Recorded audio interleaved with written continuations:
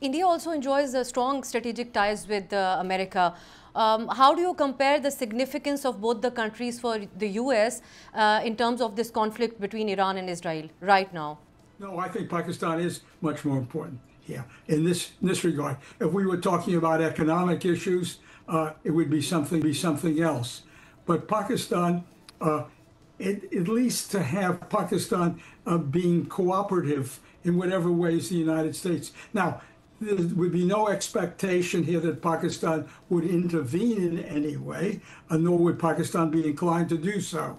But I do think that just the optics of this meeting with a representative, the representative from Pakistan, serves very well Trump's goals in the region for the moment. Subscribe करें और bell दबाएं ताकि कोई खबर रह न जाए।